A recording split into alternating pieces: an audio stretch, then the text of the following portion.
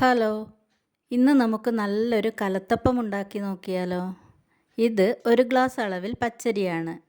ആദ്യം ഇത് വെള്ളത്തിൽ ഒരു 6 മണിക്കൂർ കുതിർത്ത് വെക്കണം.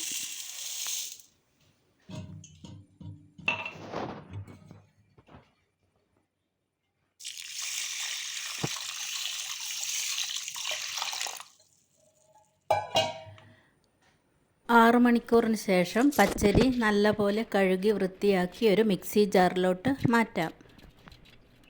ഇതിലേക്ക് ഒരു 1/4 ഗ്ലാസ് അളവിൽ വെള്ളം ചേർത്ത് നല്ല പേസ്റ്റ് രൂപത്തിൽ അരച്ചെടുക്കുക. നമ്മൾ പച്ചരി എടുത്ത അതേ ഗ്ലാസ്സിൽ തന്നെയാണ് വെള്ളവും എടുക്കുന്നത്. വെള്ളത്തിൻ്റെ അളവ് കറക്റ്റായിരിക്കണം, കൂടുകയോ കുറയുകയോ ചെയ്യരുത്. ഇതുപോലെ പേസ്റ്റ് രൂപത്തിൽ അരച്ചെടുക്കുക. അരക്കുമ്പോൾ ഞാൻ ചോറ് ചേർക്കാറില്ല. നിങ്ങൾക്ക് ചേർക്കണമെന്നുണ്ടെങ്കിൽ ഒരു ടേബിൾ സ്പൂണോളം ചേർക്കുക. ഇനി നമുക്ക് വെല്ലം കുറുക്കിയെടുക്കണം. 3 വെല്ലമാണ് ഞാൻ എടുത്തത്. കുറച്ച് വലിപ്പമുള്ള വെല്ലമാണ്. അതിലേക്ക് ഒരു 1/4 ഗ്ലാസ് വെള്ളമൊഴിച്ച് നല്ലപോലെ തിളപ്പിക്കണം.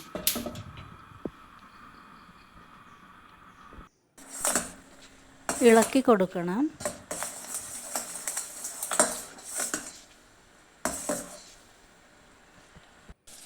വെല്ലം പാകമായിട്ടുണ്ട്. ഇനി സ്റ്റൗ ഓഫാക്കാം. വെല്ലം അതേ ചൂടോടുകൂടി തന്നെ ഒരരിപ്പ വഴി നമ്മുടെ കൂട്ടിലേക്ക് ഒഴിക്കണം. ഒഴിച്ച ഉടനെ നന്നായി ഇളക്കി കൊടുക്കണം, അല്ലെങ്കിൽ വെല്ലത്തിൻ്റെ ചൂട് കൊണ്ട് അരി വെന്തു പോകും. ഇതുപോലെ നല്ല പോലെ മിക്സാക്കുക. ഇനി ഇതിലേക്ക് ഒരു 1/4 ടീസ്പൂണിലും കുറഞ്ഞ അളവിൽ പൊടിയുപ്പ് ചേർക്കാം. ഞാൻ ഏലക്കായൊന്നും ചേർക്കാറില്ല. തേങ്ങയുടെയും ഉള്ളിയുടെയൊക്കെ ആ ഒരു ടേസ്റ്റിൽ കഴിക്കാനാണ് ഇഷ്ടം. നിങ്ങൾക്ക് വേണമെങ്കിൽ ചേർക്കാം. ഇനി ഒരു 1/4 ടീസ്പൂണിലും കുറഞ്ഞ അളവിൽ ബേക്കിംഗ് പൗഡർ ചേർക്കാം. നല്ലപോലെ ഇളക്കി കൊടുക്കുക. കൂട്ട് ഈ പാകത്തിനായിരിക്കണം. അധികം തിക്കാവരുത്, അധികം ലൂസും ആവരുത്.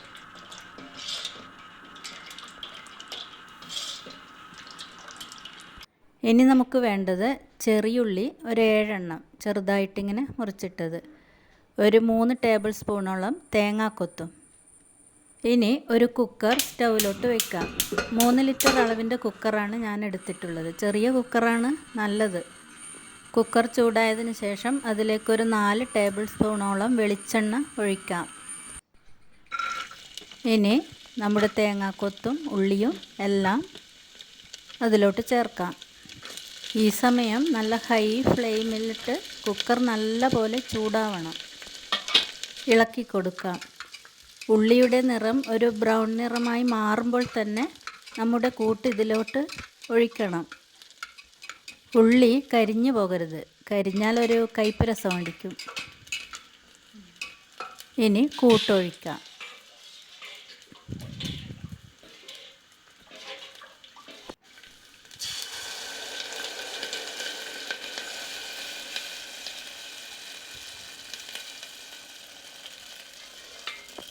അലുമിനിയം കുക്കറാണ് നല്ലത്. സ്റ്റീൽ കുക്കറാകുമ്പോൾ അടിഭാഗം പെട്ടെന്ന് കരിഞ്ഞു പോകും.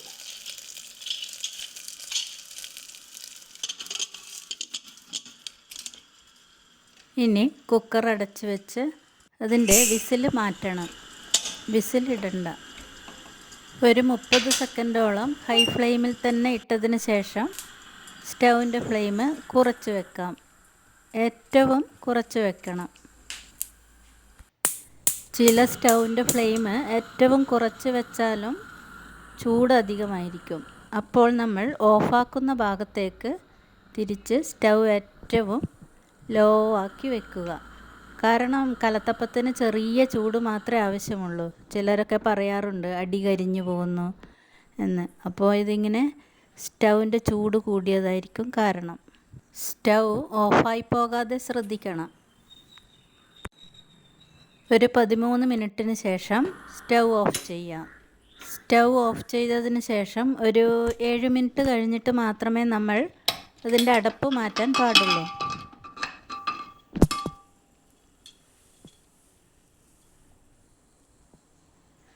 നമ്മുടെ കലത്തപ്പം നല്ല പാകമായിട്ടുണ്ട്. അതിൻ്റെ നടുഭാഗമൊക്കെ നല്ല പോലെ പൊങ്ങി വന്നിട്ടുണ്ട്.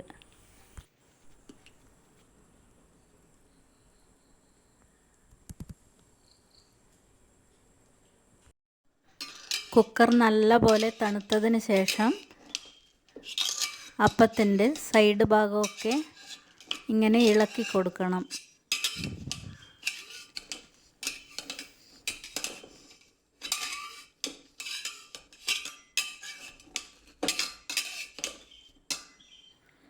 ഇനി കൈ കൊണ്ട് ഇങ്ങനെ എടുത്ത് ഒരു പ്ലേറ്റിലോട്ട് മാറ്റാം.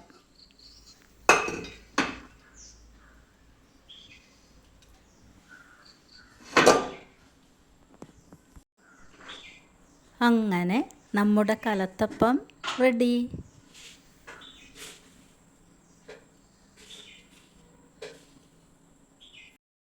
ഇനി നമുക്കിത് മുറിച്ച് നോക്കാം.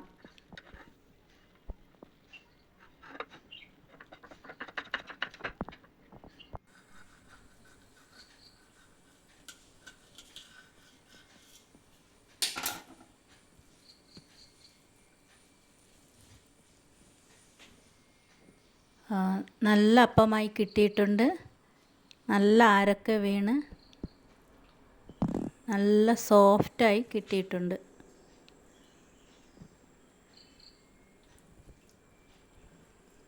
കണ്ടോ?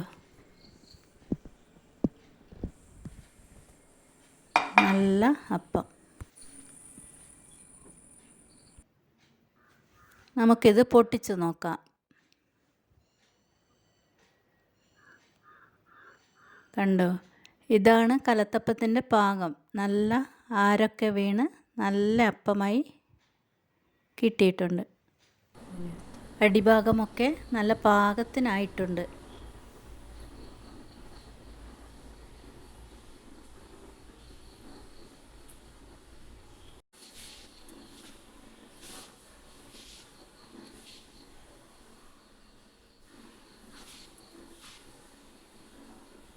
ഇനി നമുക്ക് മധുരം ചേർക്കാതെ ഉണ്ടാക്കുന്ന വെള്ളക്കലത്തപ്പത്തിൻ്റെ വീഡിയോ ആയിട്ട് വരാം.